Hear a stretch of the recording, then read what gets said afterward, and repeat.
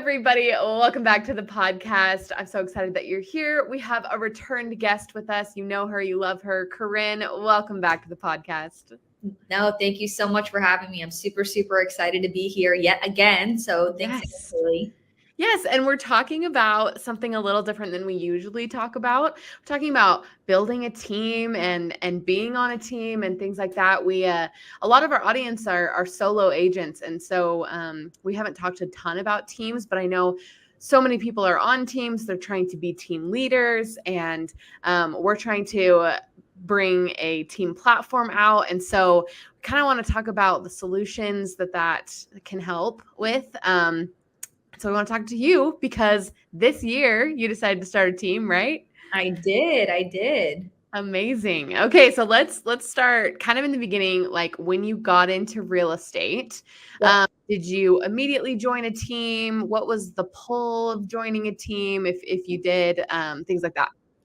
Yep. So when I started real estate at 25, I had no sphere of influence in the area. I ended up going to college in an area I wasn't from. So when I graduated college, got into insurance and got into real estate, I kind of knew no one who was like ready to make a move. So I needed help, right? And obviously in the beginning of real estate, you either have two things, a lot of time or a lot of money. And I definitely had a lot of time and not a lot of money. So I never had what I like to call a commission ego. And I say that humbly for anyone that's listening, because everyone's so concerned about keeping 100%. But then when you actually track how much someone did that year trying to do it alone, it's like, were you profitable is the question. So my that instantly went into how can I get the most help with the least amount of money out of my pocket in the beginning, grow, and then be able to leverage one day down the road, right? You always have to pay your abundance forward. So yes, I instantly started on a team because I had no sphere.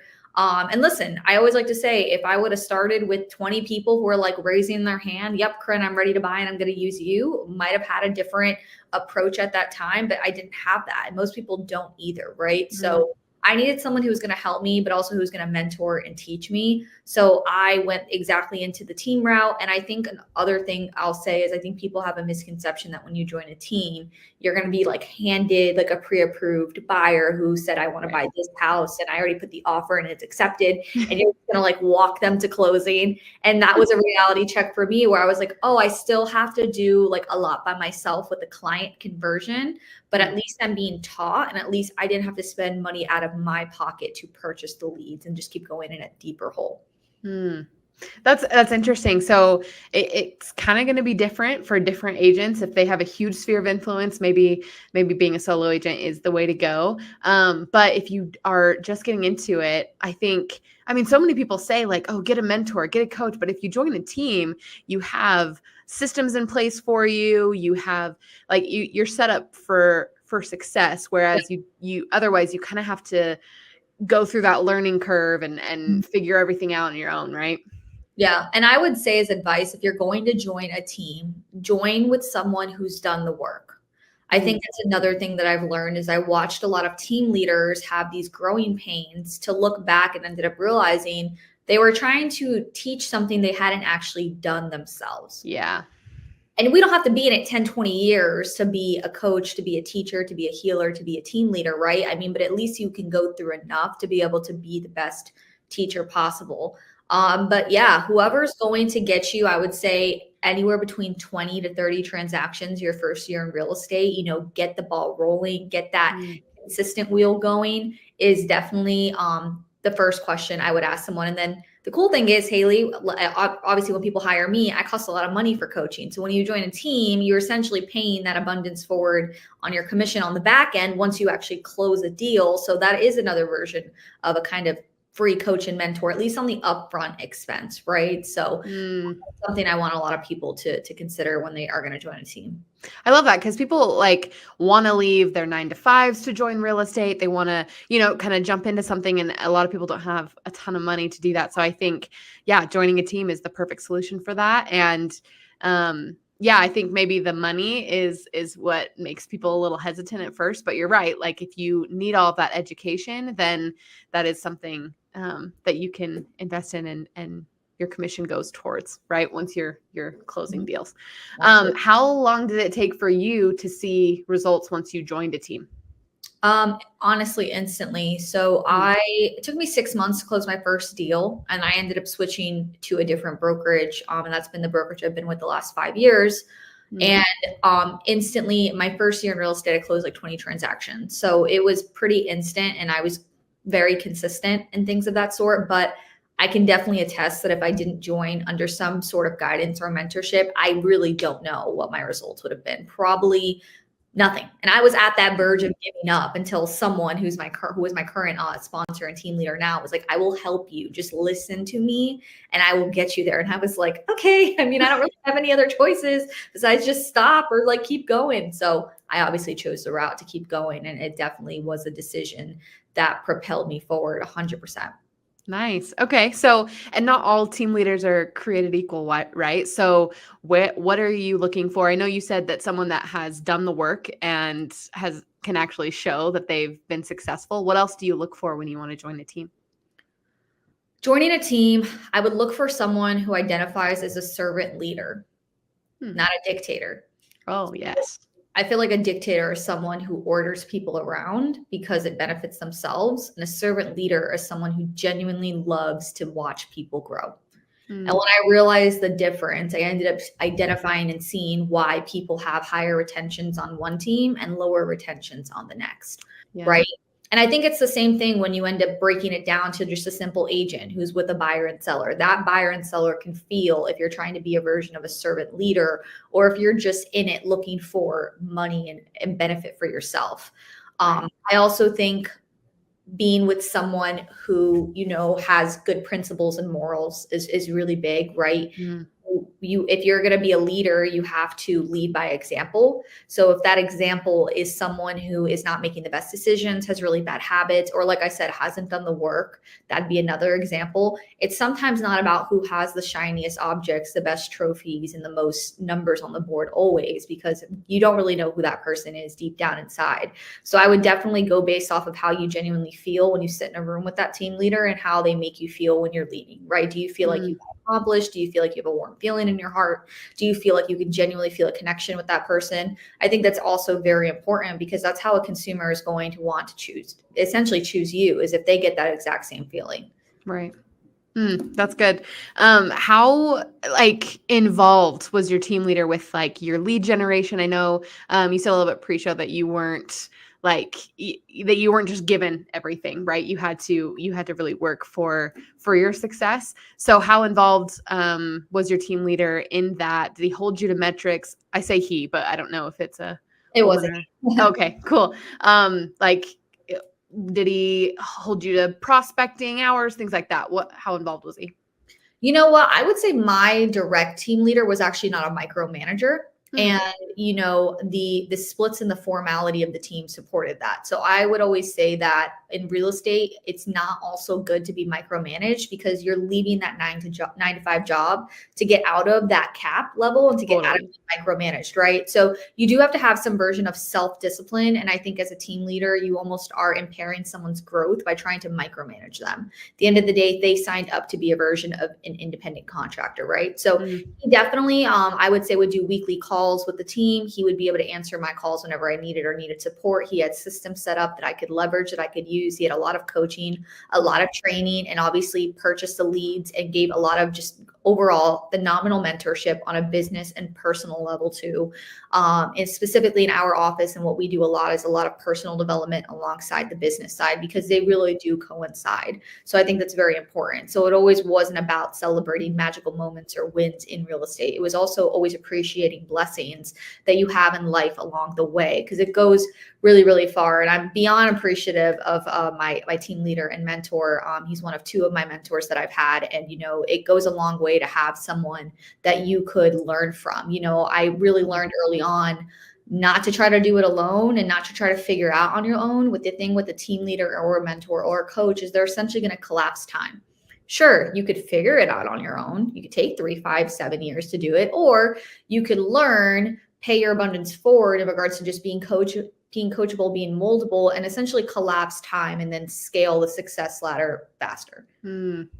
I love that. What a cool thing to be a part of, especially as a new agent, getting into something that you're not well versed in, and somebody's been there, they've been successful. I just think that is such a cool thing to enter into real estate and really just set you up for success instead of people. I mean, what is it like? 90+% of people leave the business within 5 years. But if you have like a support system like that and you're being coached, like I'm sure that number goes way down, right? Yeah, absolutely. Absolutely. It's a pretty scary fail rate in our industry. Yes. And it's just one of those things where it's 25% of the nation's economy. So I almost got to a point of why is this so difficult to figure out? And unfortunately, it is a saturated industry. So you want to be able to stay close to the people who have the mindset and the belief and the why that they're doing this for, the right reasons to genuinely help.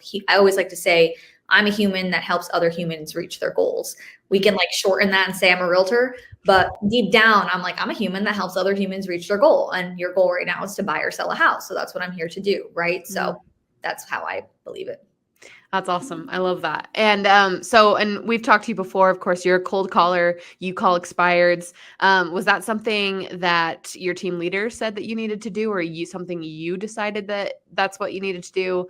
Does your team do that? Stuff like that. So the first time when I was on a team, I was a very heavy buyer's agent. And then I successfully scaled to like the top buyer's agent in the office on year 2. I had done just under $20 million in real estate, my second year in real estate, right after COVID. Third year, and everyone's heard this story before who's listened to my podcast before, that business cut in half. And I was like, oh God, like, what do we do? So then that's when I was miraculously on an airplane and met my other coach, Haas Pratt, on an airplane. And he was the one that was like, take 30 listings in 30 days. I'll coach you, because I met you on an airplane by accident. I don't normally coach anymore, right? So I went into I need another mentor for this portion. But the good news is my first mentor taught me the value of understanding how to scale a business fast at a time where that business was actually profitable. Yeah. In COVID years, it was good to work with buyers because there really weren't a lot of expired listings, because let's be real, things were not expiring during those times because things would sell. So it almost was like a blessing in disguise. And another thing is, in the beginning, when I talked to my first team leader after learning the expireds, I was like, oh my God, why didn't I do this from the beginning? And first thing he said, he's like, you wouldn't have realized how valuable your time was had you not dedicated the time to learn. Right. And I think that's so powerful. And to that, there wasn't many expireds or many things happening. It was a great time to work with buyers. But of course, when that changed, I pivoted, and I actually love the fact that I know how to work with both. I feel like it's almost like it's just a beautiful thing to understand the consumer mindset on the buyer side and the selling side. I feel like it makes me not only a better agent, but a better coach and a better team leader myself to be able to teach other people. Because at the end of the day, I want to work with someone who's ready, willing, and able to make a move, someone who's my avatar client, right? So I'm not biased to which type of client, if the client comes my way, right? But at the end of the day, I have been able to identify where my time value is best invested in, which has been the expireds. But I would say that because I went through understanding the buyer side of things, it's made me the listing agent that I am today. Wow. Everything happens for a reason, doesn't it? I love it. Well, then let's kind of shift gears here, because we talked about you joining a team and being a team member.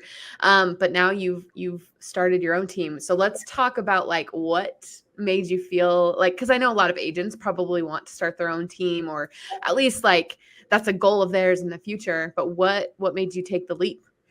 Believe it or not, I actually almost started my own team in 2022. And that was the year my business cut in half. And for some reason, things just didn't align at that time, because things really started to slow down and I had nothing to give. I would say what got me to the decision this year to finally start my own team is I realized the identity of what I wanted that team to embrace, right? So if you don't know the identity or the why you would be a teacher, a healer, a team leader, I wouldn't suggest starting one. If you also want to start a team because you're like, I'm done doing the production, I just want to like tell other people what to do and sit back and make money. Also, again, I don't see that really, working out. for me, I finally got to the point where I was like, I'm going to start this team, because I knew the name, I knew the identity, I knew the mindset, I knew the formality of how the team was going to run, because I essentially grew my business to a point where I understood how to take 3 to 5 listings a month. And then I got to a point where I had 20 listings a month. So then when I scaled at that point, I then identified, okay, I can either keep figuring out how to scale higher, potentially have a decent work-life balance, but still, being taken away a lot from family, peace of mind, personal health, and all that stuff. Because at the end of the day, you're one human, you can only do so much. I said, or I could serve my purpose, which is what I identified specifically last year, being that teacher and being that healer. I feel like that's my purpose. I feel like that's what I like to do. Some people aren't teachers and healers, and that's fine. Some people are, more like, they're more providers. They're generators. They do other things, right? So once you figure out that purpose, you'll then identify what actually, I always like to say, puts you in your zone of joy and genius. Like at the end of the day, spend the most amount of your time doing things that make you the most happy and give you the most joy, but things you're the best at. So I realized I actually had joy being a teacher, and I was the best at being a healer and teaching people what I've already learned, right? So then that's where I thought, okay, this is the time to do it, right? And I just had so much business to the point where I was like, now I have something to give, right? I could either try to keep it all to myself and just be that like, I think of like a little squirrel that holds all like the acorns in the corner. Like, I'm just going to keep it all to myself. I said, or I could do what I have believed I've been put on this earth to do, and to help other agents go from where they're at to where they want to be. And that's extremely fulfilling to me. So that's where my team kind of came to light. And I had one agent specifically who's been with me in my organization for the last year. And I knew she was at a point where she was here and wanted to get to here. And we looked at her results that she did her first year. She closed about 6 houses her first year in real estate, which is still really good for a brand new agent, believe it or not. Because some people don't sell more than, I would say, 1, maybe 2, or they fail out, right? Right. And she was at a point though where she had felt kind of stuck. So I was like, perfect. I have an opportunity for you. You're going to be my guinea pig. And she was kind of like resembled who I was. She was coachable. She was moldable. She was like, F it, let's do it. I'm like, great. Awesome. I love it. You got to just do A, B, C, D, E, F, G, and just like consistent. She essentially just copied everything I did for like a month straight. And in April, so from January to April, she had 0 closings in 2024. And then in April, she had 4 closings in 1 week, right? Wow. So she went from closing 6 deals in 1 year to closing 12 deals in 3 months. All because she just listened to what I said. And I was like, okay, great. This is working. We're going to have more, right? So that team grew from 1 to 6, looking to get to 2 more agents, looking to have just 8. Because my vision and my goal was not to be this huge mega team. That's not what I want, because I want to be able to independently give enough of my energy to each of those agents. And at one point you deal with the same problem you dealt with as the agent. If you have too many listings, you can only give too much of your energy to those, and then things start to fall through the cracks, or you end up making mistakes, right? So I identified personally, I think one solid team leader can really give 100% of their time to anywhere between, I would say, 8 to 12 agents. Personally, on a good day, right? Then you tag in, family, then you tag in friends, your personal life, potentially if you're married, you have kids, you only have energy for so much in one day. So what I love is we all compare ourselves. We all have 24 hours in a day, right? So I started reframing that and saying, at the end of the day, we only have so much energy in a day, not the hours, the energy. So where are you going to dedicate that energy, and how will you best serve that energy, right? So right now, I'm super, super excited that, I have 6, beautiful agents that are super, super excited to get from where they're at to where they want to be. They're implementing everything that I've learned in regards to reaching out and outbound prospecting to consumers. They're learning the skill set that no one can take away from them too, right? So my team, it's not, hey, I was a cold caller, now we're going to switch to social media, right? It's implementing everything that I have learned and built, and then it's going into their lives now and changing their lives. And that serves purpose for me. My goal when I started real estate is, and it was the first thing that popped in my head, I was like, I'm going to make 1 million people financially free. Then I started thinking about that a year or 2 down the road. I'm like, how am I going to get to 1 million people when I'm just one person and I can only work with X amount of people per year, right? Where, the team, I was like, okay, well now if those 8 agents make take 3 to 5 listings a month or work with 3 to 5 closings a month, and they're affecting lives who are affecting more lives who are affecting their families' lives. That's how it exponentially compounds, right? So I'm like, great, visions coming to light. So I love that. It's been awesome. It's been awesome. It's been able to also help me reach my goal of leveraging back my time. I think at the end of the day, I love learning how to work smarter and not harder. And there's 2 ways of doing that in a real estate business when you get to a point where I'm at. You can either continue to hire employees and you're still the CEO and having like a personal assistant, a showing assistant, maybe a buyer's agent, just assistance in regards to like a corporate level, or there's a team route, right? And I think once you get to that point where you're ready to scale, those are the best 2 decisions that I would say for someone in my shoes to go to. Today's podcast is brought to you by REDX Expired Leads, one of the best lead types to add to your prospecting toolbox. Here's why. First, expired leads have a high urgency to relist because they were hoping to have their home sold already. Second, since expired leads have worked with an agent before, you know they're willing to pay an agent commission. And finally, expired listing homeowners are some of the lowest hanging fruit in the industry. They've already raised their hand and said, I want to sell my home. All you have to do is get their attention and restore their hope in getting their home sold. In fact, 90% of expireds will try to sell again in the next 6 months. While there are many providers that offer expired leads, they don't all have the best data. That's why REDX has invested in a research-backed proprietary algorithm that checks the data before it gets to you, which is a fancy way of saying all of your leads and data are the best possible match for the homeowner's information. If you're interested in prospecting expired leads, sign up today at redx.com/podcast and save $150 on your setup fee. Your business will thank you.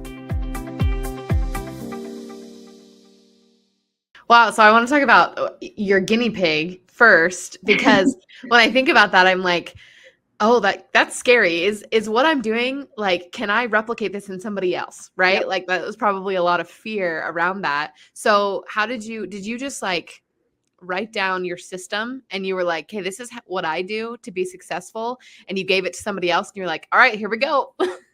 So it definitely goes back. So you know how when you're an agent, you have to take the time to prospect to buyers and sellers, right? Yeah. When you become a team leader, you now have to take the time to prospect to your agents. So at the time when I had one, it was very easy for me to dedicate all my time to just her and have her literally watch me like a mirror, right? So she's already been seeing what I was doing, but now it was her turn to take the action. So she knew the times to call, the days to call, how many people to call, what system to call from, what to say, who to speak to, where to invest her time. And then that really what I loved about my process of starting a team is it got me to realize how quickly an agent can go from here to here. So when I started real estate, it took me 6 months to close my first buyer deal. So with starting what I like to call honestly a truly listings-based leveraging team, at the end of the day, it took her 1 month to get up to 4 closings, right? So essentially the scalability and the ROI I felt was way more successful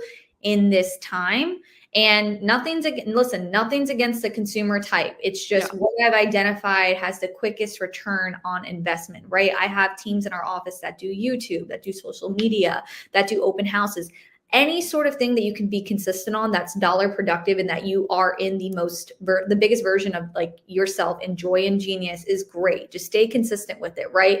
But in regards to what I found in regards to the outbound prospecting technique that got the quickest return on investment, it's always been outbound prospecting, expireds or for sale by owners or GOs, and staying consistent with that. Nice. I like that. Do you, you said you have 6 agents, right? Mm-hmm. Goal is to get to 8, right? Mm-hmm. So how do you balance that time of like, cause you do your own production, right? Yeah.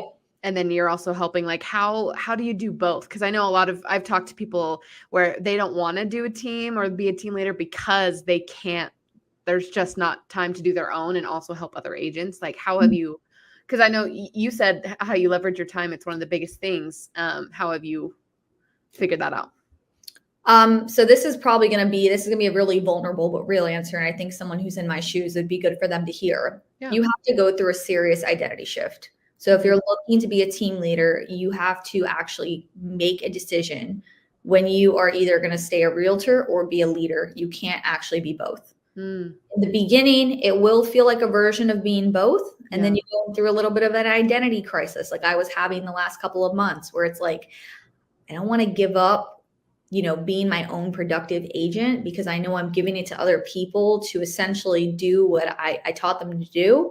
But then it's also the other side of it. It's so beautiful. It's like, if you want to make a decision to be a leader and you don't actually let go of the production, you're hurting your team, right? So what I would say is my rule of thumb for still producing, but then also being able to give back to my team, is I now no longer prospect to be their competition. I prospect to then be able to give to the team, but then teach them how to go and get their own business too. I'm very grateful that with building a book of business the last 5 years, I'm getting this beautiful thing called referrals, right?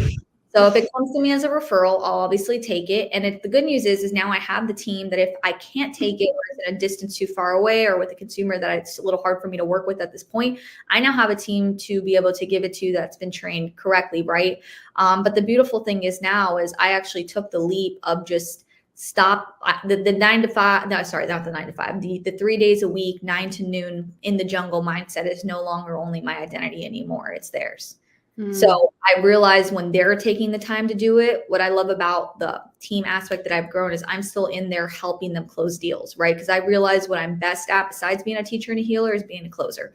And I say that very, very humbly. So at the end of the day, instead of trying to all be in competition with each other, with this team specifically, it's like, how do we grow and dominate this market in our market, right? And work together. So that's essentially what we do. So when they have good conversations with clients, they actually get me on the phones with the clients. We try to work the client together, get it closed, and it's their listing, right? But it's helping my goal of being a successful team leader, but then it's helping achieve their goal of becoming a productive agent and building a legacy for themselves. So that identity shift actually, believe it or not, Haley, and I'll be super vulnerable with you, it actually came last week during the hurricane. Wow. I know. I wish I could tell you this took a long time. Like this happened 6 months ago, but it really didn't. I was still on the fence of going back and forth. And I remember during the week last week, I was like feeling a little anxious. I'm like, what's going on? Why do I feel so weird? And I actually called one of my first mentors, the one who was, he was my team leader. I said, I don't really know what's going on right now. I don't feel good. He's like, you're going through an identity shift. You're having an identity crisis right now. And I'm like, I'm so glad you knew the answer to that. I'm like, what do I do? And he's like, well, you're still going to be in production, but you're right now, you have to come to the point where you make the decision if you're going to be a realtor or a leader.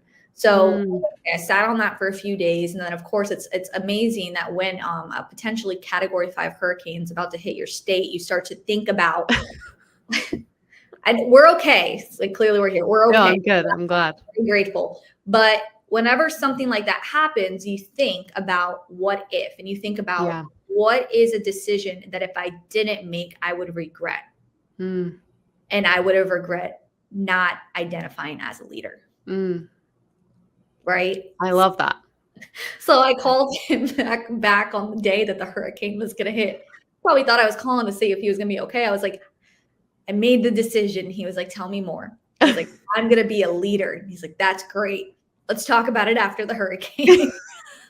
Hey, nothing like something like that to really put things into perspective and push you and make you think. I love that. We're running out of time here, but I wanted to get maybe your last final thoughts of somebody who like really resonates with what you're saying and is like, oh, I want to take the leap. And I think that I can be a leader. I can help people.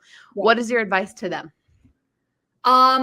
Well, to follow the path that I've done is I've essentially always been being some version of a teacher and healer since a very long time ago. So I would say that if you want to almost be like your own test subject on how people learn from you, start like teaching, whether it's via Zoom, in a classroom setting, getting people like around for a mastermind, start teaching and start watching what you've taught to the people you taught it to, going and taking action. That would be your first formality to see if people resonate with how you communicate as a leader. Second, I would never make a decision to be a leader based off of just income. I knew that I wanted to make this decision on being a leader by making an impact first. And that's exactly the same ideology I had when it came to consumers. I was like, the more my impact grows, my income's going to grow.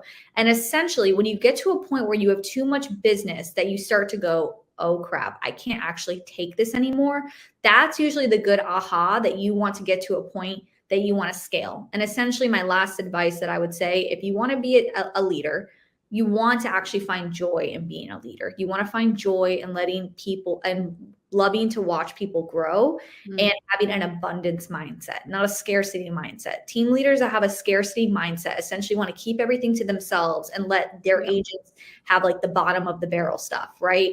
Like I loved watching my girls getting like a $900,000 listing here, a $700,000 listing here, $1 million listing here. And I'm like, let's go. Did I sit there and think, well, I could have just gotten that myself and kept all this money? Actually, that's the last thing that I thought. I was just so excited that they were getting this because I just kept that abundance mindset because I'm watching them grow and build their dreams. And I know that abundance is going to come back somehow. That's just my mentality. So that would be my advice. Secondly, or we already said 1, 2, 3, but biggest second point would be do the work first, learn the growing pains of doing that work, scale that growing pain, and then essentially it'll help you be a better teacher to a team and learn what systems work. So of course, when you guys mentioned you were going to finally start a team platform, I was so excited because what it's going to do is it's going to help us team leaders who've loved using REDX and who've loved using this as a leads-based system. Because let's be real, that's what that is. And it essentially also collapses time. Instead of me having to go look up in the white pages, phone numbers and all that stuff. And it's funny, when I first was talking to Haas, he's like, we used to have to go on the white pages. I was like, what a time to not be in real estate back then. Right. I can't even imagine myself doing that back when they were doing it, but that's what they had to do. So I was like, delegate, scale, leverage what you have. This system's exactly it. So, and you know how I am. I always think REDX is like the best thing since, sliced bread, because at the end of the day, it just gives me data daily that I can go and just call and just get business and then move on to the next, right? It's a phenomenal system. And now that it's going to have a platform that I'm able to actually watch where my agents are taking action and be able to make sure numerically, like they're making they're doing the right action steps per day to get the results that they want. It makes it easier for me, right? So I would make sure to have like your systems set up and on point and leverage your team to give you some like feedback, be versions of, their own guinea pigs for your systems and be able to give you the feedback and be able to pivot if needed. But lastly, and on a more of a spiritual note, I would say, to pray for some clarity and some guidance, right? To really listen to mentors who've taken that leap too, listen to the advice, listen to the point of where they got there, right? You guys could take my advice and wait for a Category 5 hurricane before you make that decision. Right. But, hey, that's advice for you too. So I'm super grateful for it because going into 2024, I didn't have a team. I didn't have a tribe. And now I get to go into 2025 having a team, a tribe, an identity, and a mindset shift. And that's a huge blessing for me. I love that. Corinne, we're so happy for you. And I love hearing about this progress. Last time I talked to you, you did not have a team either. No. So this is like an amazing thing that you've accomplished. It's awesome to hear. Thanks so much for coming on and sharing how it's been for you. And of course, we'll have you on again to talk about more of your progress and how this keeps going. And it's awesome to be a part of your journey. So thanks for coming. No. And for everybody that has watched the podcast, thanks for joining in today. If you love Corinne like we do, of course, Corinne, where can they find you? So they actually, best place to find me and keep track with progress is going to be Instagram. I'll put my Instagram over in the chat and they can reach out to me and DM me directly. I'm still the one leveraging my own social media. So I definitely would recommend people stay in contact with progress because at the end of the day, this year in real estate, this year has been a pivotal year. I always like to say to clients and agents, this year is going to be in history books, 2024. Yeah. It really is. I mean, think about it. Everyone's in different states, but let me talk about just Central Florida and Florida in general. We went through an election year, the NAR lawsuit, and then our lock boxes changed at the same damn time. And that was so frustrating for us. Our lock boxes to get into houses changed at the same time as the NAR lawsuit, like the exact same week. I was like, okay, there's a why. We're going to pivot. We're going to move forward. And that's kind of what we did. Now we can look back and laugh at it. But yeah. Amazing. Okay, well, thanks everybody for tuning in. We'll see everybody same time, same place next time. Bye-bye.